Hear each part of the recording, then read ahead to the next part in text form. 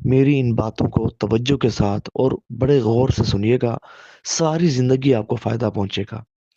دیکھیے، ایک بات یاد رکھیے گا کہ جن گھروں میں ذکر و درود کی کثرت نہیں ہوتی، جن گھروں میں نماز روزے اور تلاوت قرآن کریم کی پابندی نہیں ہوتی، جن گھروں میں بہنیں مائیں ڈرامے دیکھیں، اور جو ہے وہ جن ڈراموں میں مندروں کی گھنٹیاں بجیں، اور جن گھروں میں موبائل کا فضول انٹرنیٹ کا غلط استعمال ہو، تو وہاں پھر اللہ پاک کی رحمتیں نہیں برستی، وہاں پھر شیاطین کے لشکر اترتے ہیں، یاد رکھیے گا۔ وہاں پھر خبیث جنات کی کثرت ہوتی ہے۔ پھر کیا ہوتا ہے؟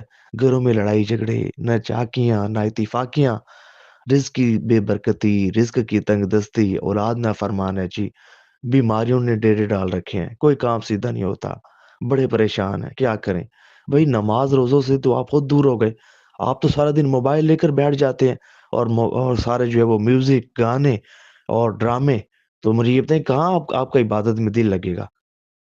آپ کا دل تو گناہوں کی نوسط کے سبب سیاہ ہو چکا۔ تو سب سے پہلے اللہ پاک کی نافرمانی سے باز آ جائیں، اور اپنے گھروں میں ذکر و درود کی کثرت کریں، نمازوں کی پابندی کریں، تلاوت قرآن کریم پابندی سے کیا کریں۔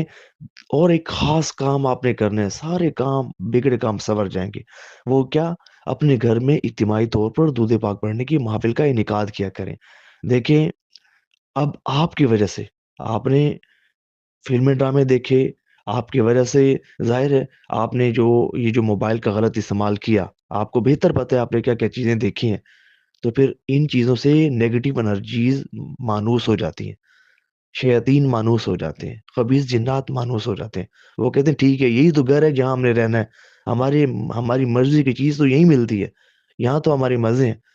پھر جب وہ خبیث چیزیں آپ کے گھر میں رہتی ہیں نا، پھر ہوتے ہیں لڑائی جھگڑے، پھر ہوتی ہیں بیماریاں، اور پھر ہوتی ہیں پریشانیاں، اور پھر رزق کی بے برکتی۔ اور یہ کب ہوگا؟ ان سے نجات کیسے نصیب ہوگی؟